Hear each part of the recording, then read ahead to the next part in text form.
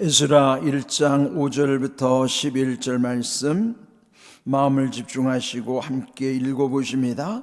이에 유다와 베냐민 족장들과 제사장들과 레위 사람들과 그 마음이 하나님께 감동을 받고 올라가서 예루살렘에 여호와의 성전을 건축하고자 하는 자가 다 일어나니 그 사면 사람들이 은그릇과 금과 물품들과 짐승과 보물로 덮고 그 외에도 예물을 기쁘게 드렸더라. 고레스 왕이 또 여호와의 성전 그릇을 꺼내니 옛적에 느부갓네살이 예루살렘에서 옮겨다가 자기 신들의 산당에 두었던 것이라. 바사 왕 고레스가 창고지기에 미드르다세게 명령하여 그 그릇들을 꺼내어 세워서 유다 총독 세스바살에게 넘겨주니 그 수는 금접시가 30개요 은접시가 1000개요 칼이 29개요 금대접이 30개요 그보다 못한 은대접이 410개요 그 밖에 그릇이 1000개이니 금, 은 그릇이 모두 5400개라. 사로잡힌 자를 바벨론에서 예루살렘으로 데리고 갈 때에 세스바살이 그 그릇들을 다 가지고 갔더라. 아멘. 네, 우리 에스라서는 이제 10장까지 있어요. 이제 이 에스라는 그 바벨론 포로로 잡혀갔다가 또 바사 왕 고레스가 바벨론을 무너뜨리고 그 고레스에 의해서 그 포로된 백성들 이스라엘을 다시 조국으로 돌아갈 수 있도록 허락을 하게 되는 것이죠. 근데 이제 그런 과정에서 이 에스라는 아주 중요한 역할을 합니다. 이제 앞에서도 언급한 것처럼 그는 아론의 16대 손으로서의 또 대제사장이었을 뿐만 아니라 또 율법학자요 서기관으로서 또 당시 아주 중요한 역할을 하게 되는 것이죠. 물론 그들이 세 번에 걸쳐서 이제 본국으로 돌아가는 과정이 있습니다. 그런데 이제 첫 번째 귀환은 스룹바벨 총독과 예수아라고 하는 대제사장을 중심으로 해서 이제 처음 귀환을 하게 되는 것이죠. 그들의 이제 목적은 그동안에 무너졌던 성전을 재건하는 일. 그래서 이미 앞에서도 고레스 왕이 명한 것처럼 가서 하나님의 성전을 건축하라.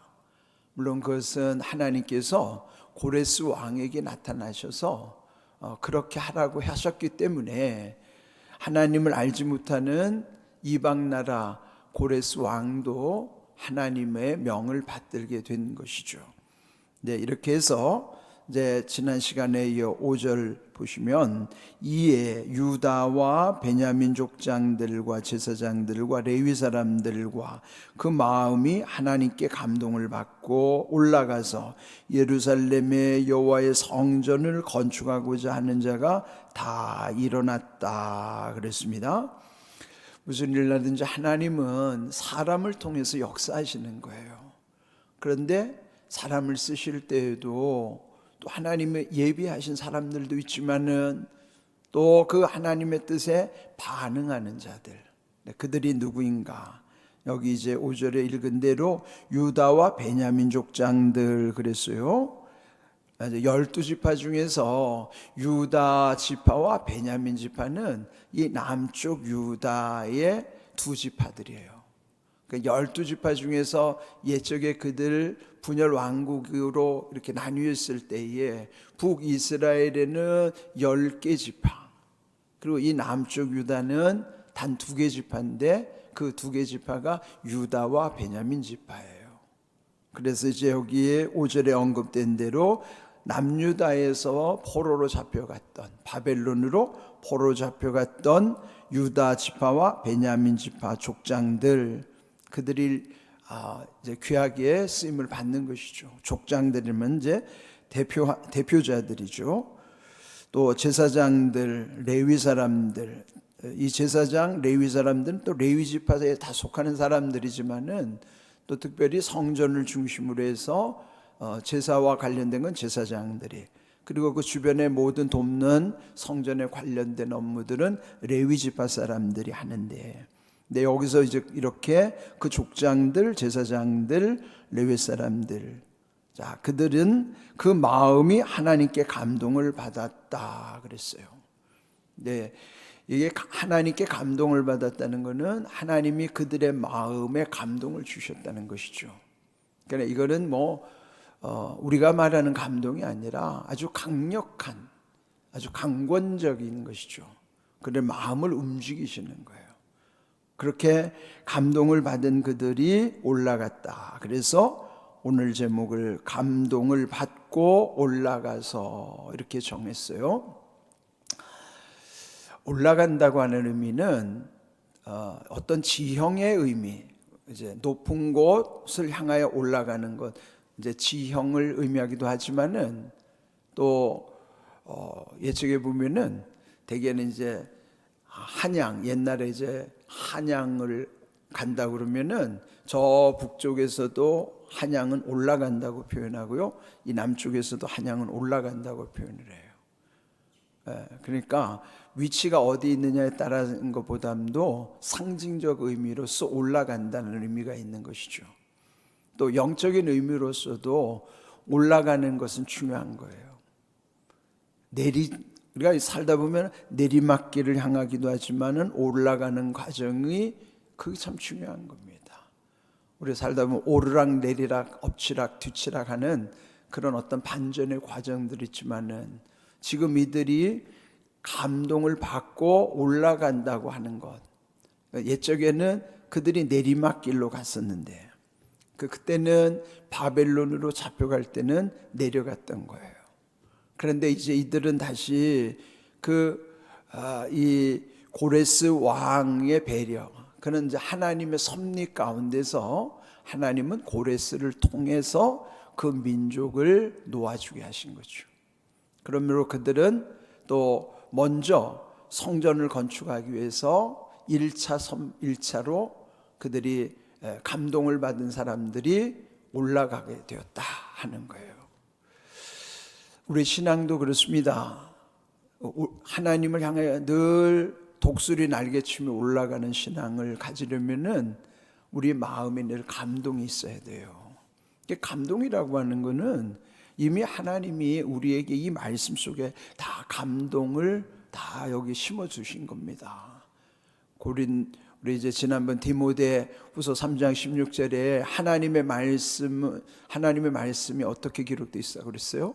모든 성경은 하나님의 감동으로 된 것이라 그랬잖아요.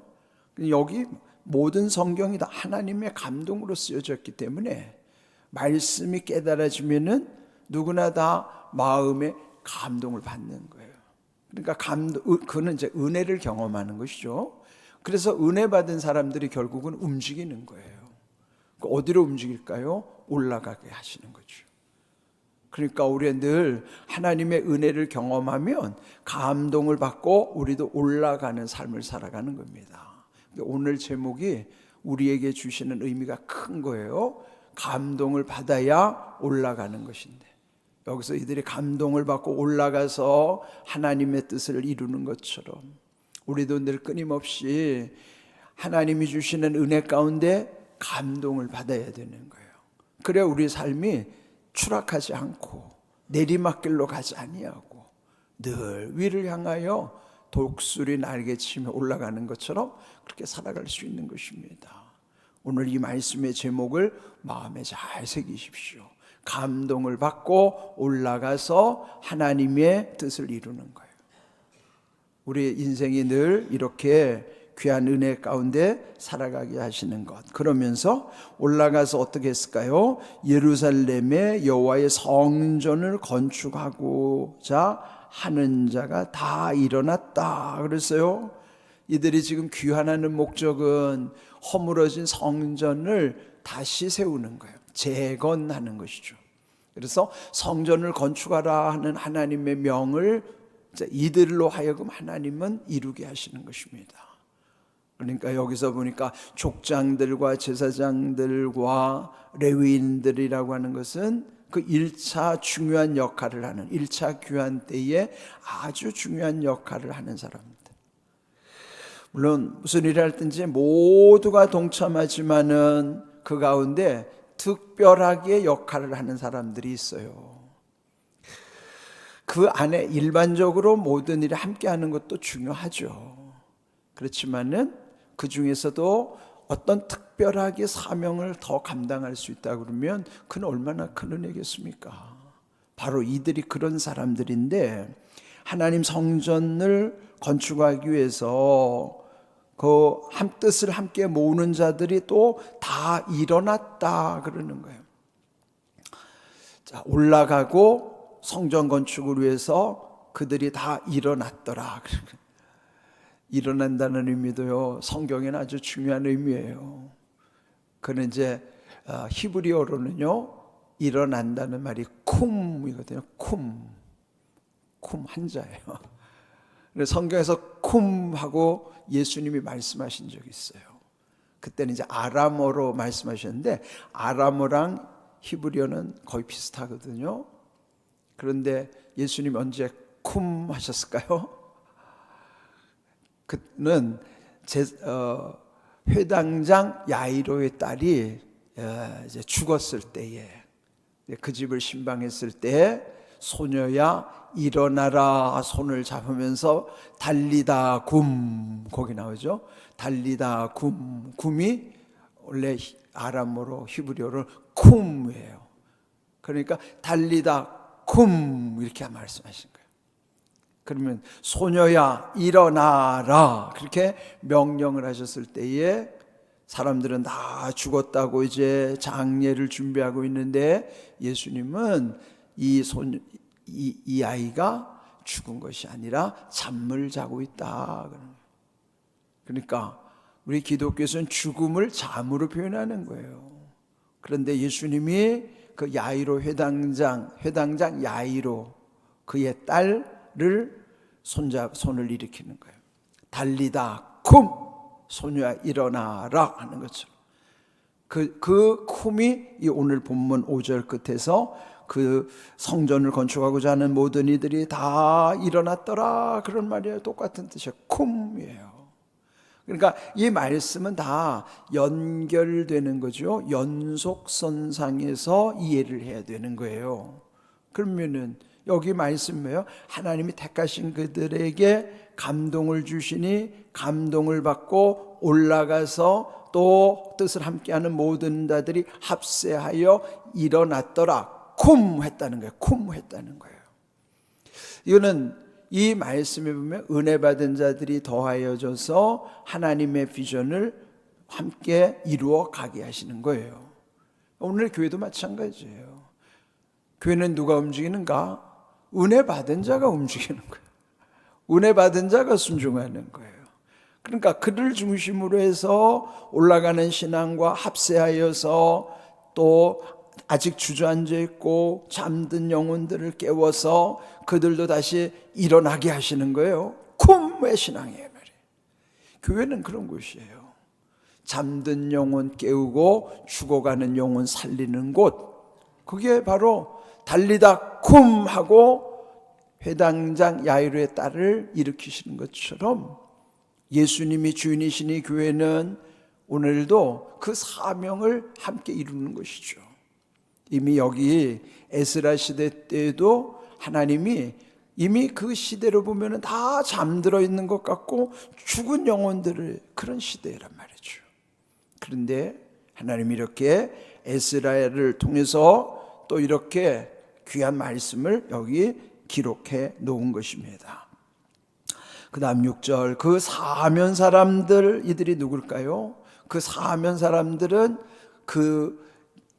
이 남유다 사람들을 포로로 붙잡아 갔던 바벨론이에요. 그들이 포로로 고생했던 바벨론 땅에서 그 사람들이 이미 앞에서 언급된 것처럼 은그릇, 금과 물품들과 짐승과 보물로 돕고 그 외에도 예물을 기쁘게 드렸더라.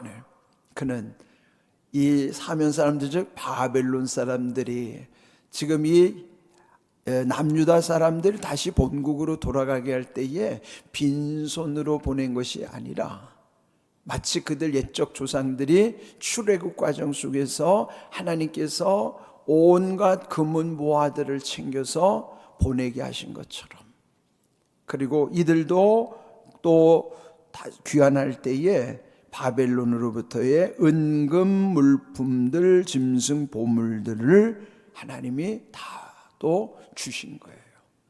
그러니까 그게 있어야 조국으로 들어와도 성전을 건축할 때 그거를 미천으로 해서 세울 거 아니겠어요? 그러니까 그거를 100% 성전에 드리기는 않겠죠. 그러나 상당 부분 성전 짓는데 그들이 기여하는 것이지만은, 그러나 그것을 함께 누리는 것도 본인들에게 주시는 하나님의 은혜란 말이죠. 하나님은 어떤 일을 할 때 그냥 일방적으로 하라 하시는 것이 아니라 우리에게 은혜를 주시고 복을 더하여 주심으로써 그걸 누리는 가운데서 여기서 말씀한 대로 기쁘게 드렸더라 하는 거예요. 기쁘게 드리도록 하는 거예요. 은혜 받은 사람은요, 기쁘게 자원하여 드리는 거예요. 억지로나 인색함으로가 아니라 하나님께 감사함으로, 기쁨으로 그 모든 일을 하나님 나라의 비전을 이루려고, 결국은 하나님께 영광을 돌리는 제물로 다 쓰여지게 하시는 겁니다. 그렇게 해서 하나님이 이들에게 다 예비하신 거예요. 7절, 고레스 왕이 또 여호와의 성전 그릇을 꺼내니 옛적에 느부갓네살이 예루살렘에서 옮겨다가 자기 신들의 신당에 두었던 것이라 그랬어요. 이 느부갓네살은 바벨론의 마지막 왕이잖아요. 그러니까 이 느부갓네살이 그들이 다 빼앗아 갔던 것들을 다시 하나님은 고레스, 이 바사의 왕, 페르시아의 이 고레스 왕으로 하여금 옛날에 빼앗아 갔던 것을 다 되돌려주게 하시는 겁니다. 그런데 거기에 보면은 9절에는 금접시, 은접시, 금대접, 은대접, 또 이런 모든 빼앗겼던 것들을 다 가지고 가도록, 11절 끝에도 보면 그 그릇들을 다 가지고 갔더라. 다시 하나님이 회복시켜 주시는 거예요. 빼앗겼던 것들을 다 회복시켜 주시는 은혜. 그러면 이런 과정들이 그들이 주전 586년에 남유다 완전히 무너지잖아요. 근데 그 무너질 때 기점이 사실은 그 성전이 무너지는 것이 586년이에요. 그런데 이미 그 앞에서도 포로로 잡혀갔긴 했지만은 왜 그들이 586년을 망한 때로 정하는가 하면은 성전이 무너진 것, 그 해를 기점으로 해서 그들이 완전히 망한 걸로 역사는 기록하는 거예요. 586년. 그러다가 이제 70년 만에 다시 또 그 스룹바벨을 통해서 성전을 재건하게 되죠.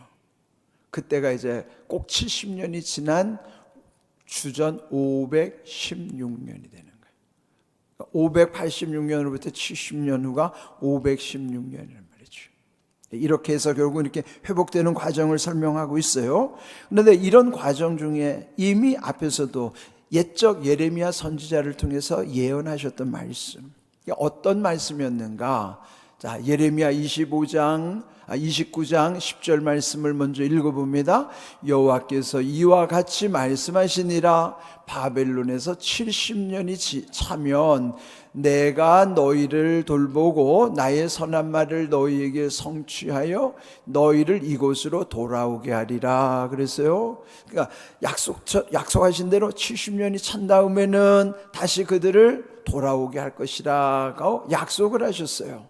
그러면 그동안에 그들이 겪은 재앙이 얼마나 고통이 심했겠습니까? 자, 그 다음 11절도 읽어봅니다. 여호와의 말씀이니라 너희를 향한 나의 생각을 내가 아나니 평안이요 재앙이 아니니라 너희에게 미래와 희망을 주는 것이니라 그랬어요. 그 당시에 고통을 겪을 때는 앞이 캄캄한 거예요. 앞으로 무슨 일이 있을지는 몰라요. 그런데 그러니까 예레미야를 통해서 이미 그 전에 약속을 하셨는데도 이런 고통 속에서 그거 다 잊어버리고 살았어요. 근데 이제 끝에 가서 보니까 회복시키는 과정에 이 말씀은 그대로 이루어진 거예요. 그들에게 재앙을 주려는 게 목표가 아니고 그들을 위한 평안, 그 미래와 희망을 하나님이 말씀대로 이루셨더라 하는 것이죠. 우리가 고난 중에 있을 때는 앞으로 어떻게 될지 결론을 알 수가 없어요. 결과를 예측할 수 없죠. 그러나 저 끝에서 보면은 이거는 이미 하나님이 여기에서 약속해 준 것이 이 끝에서 이루어졌다는 것을 그제서야 알고, 그래서 이 말씀이 하나님 말씀대로 이루시는가를 늦게 아는 거예요. 그럼 우리는 어떻게 해야 될까요? 끝에서 이미 알게 하신 거는 약속해 주셨으니까. 그러니까 말씀을 보면 저 끝이 보이는 거예요. 그럼 끝에서 보면은 지금 이 고난 중에 내 고난의 의미가 뭔가를 깨닫게 하시는 거예요. 그럼 이거 이기기가 쉽죠. 그러니까 말씀에 우리에게 위로가 되는 거, 말씀 속에 답이 있고 길이 있는 거예요.